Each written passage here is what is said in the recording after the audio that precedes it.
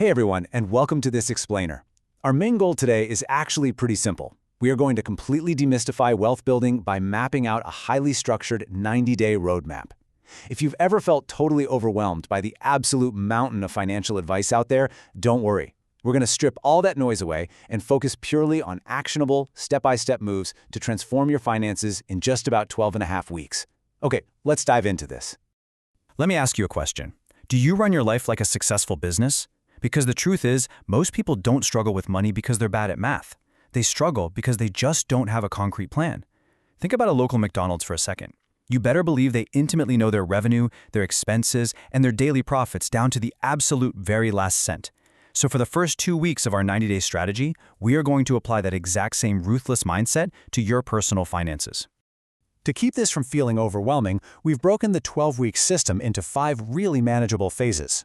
We've got Phase 1, Audit and Cut. Phase 2, Automate and Protect. Phase 3, Invest and Earn. Phase 4, Track and Master. And wrapping it up, Phase 5, the long game. Let's jumpstart this journey. Starting right off with Phase 1, Audit and Cut. So how do we actually adapt that business analogy for our own lives? It's pretty straightforward. Your income, that's your revenue. Your expenses are, well, your expenses, and your savings, that is your net profit. The very first action step in week 1 is to pull up your last 3 months of bank and credit card statements.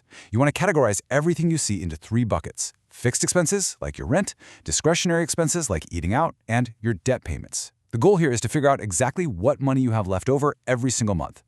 Doing this exercise is going to give you a massive reality check on your daily habits, but it is absolutely crucial.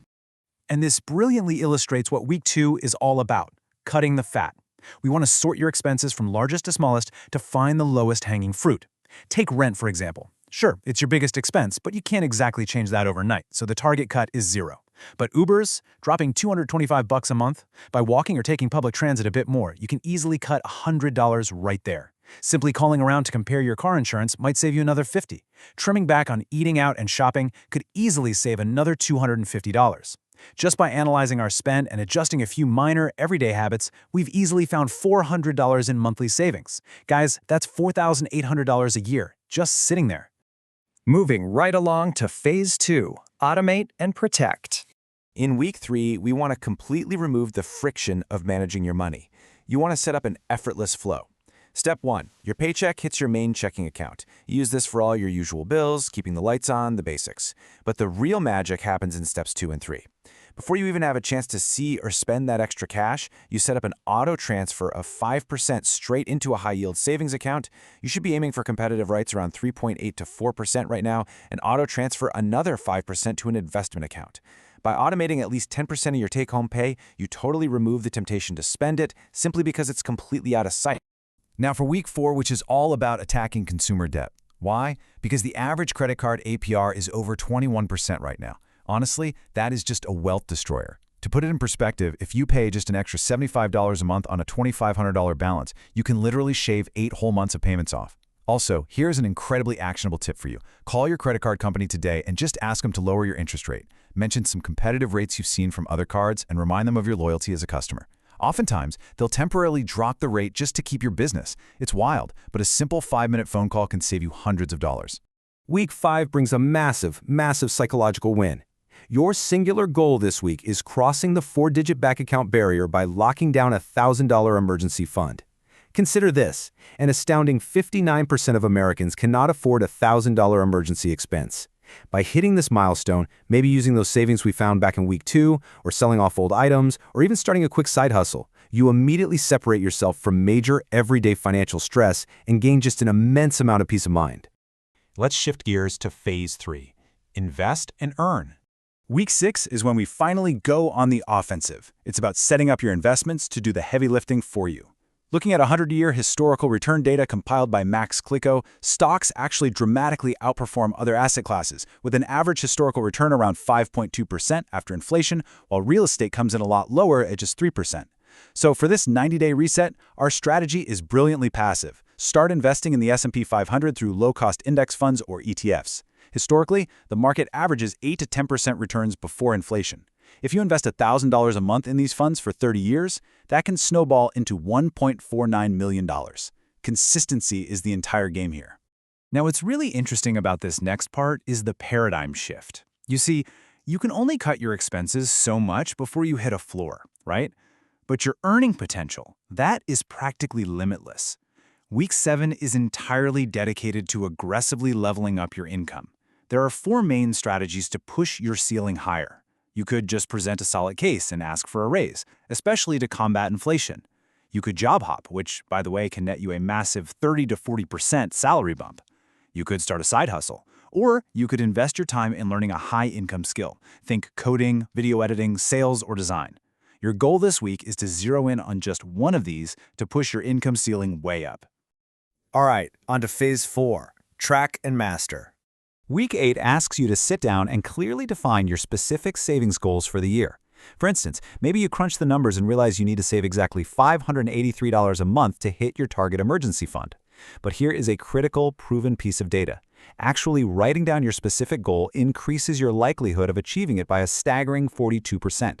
Psychology studies consistently show that people who physically write down their goals, formulate a plan, and share them with someone are vastly more successful than folks who just vaguely think about them in their heads.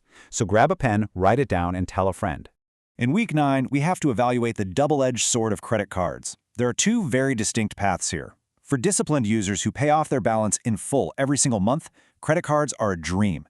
You're extracting free money, cash back, hotel upgrades, and crucially, you're building up your payment history, which literally accounts for 35% of your total credit score. But for undisciplined users, it's a total trap. You fall straight into that 21% interest black hole, joining the average American carrying $723 in revolving debt. Look, if you know you lack self-control, just avoid them entirely. If you want to test the waters, start with a really low limit and strictly monitor it for a few months. Week 10 is incredibly empowering. We are going to define and track your net worth. The math here is beautifully simple. You take your total assets, meaning what you own, and subtract your total liabilities, which is what you owe. So if you own a $100,000 house and have $25,000 in savings, but you owe $30,000 on a car loan, boom, your net worth is $95,000. Start tracking this metric monthly, quarterly, or even just semi-annually. Tracking it gives you that 10,000-foot view to ensure your wealth is actually growing. Then in week 11, you block out just a 1-hour deep dive to reassess your spending from the past 2 months, catch any bad habits creeping back in, and patch up those new financial leaks. And finally, phase 5, the long game. Let's move to and see how this builds your future. Let's look at your stretch goals. These are the massive, ambitious targets that go far beyond just getting by. Your 1-year goal? Maybe it's hitting that $10,000 in savings. Fast forward to your 5-year goal, maybe you're buying a property or launching a brand new business. Then your 10-year goal, achieving full financial independence or retiring early. The ultimate step of this entire 90-day reset is taking these massive, somewhat intimidating dreams, breaking them down into much smaller, actionable monthly steps, and scheduling a quarterly check-in with yourself to ensure you are staying right on track. I want to conclude this explainer with a provocative question for you. What will your net worth look like exactly 90 days from now? Wealth isn't built overnight. We all know that. It's built through consistency, real discipline, and possessing a long-term vision. But the foundation of that wealth, that absolutely can be built in a single season. You now have the exact system to do it. The 90-day clock is officially ticking. Are you ready to take control of your financial future today?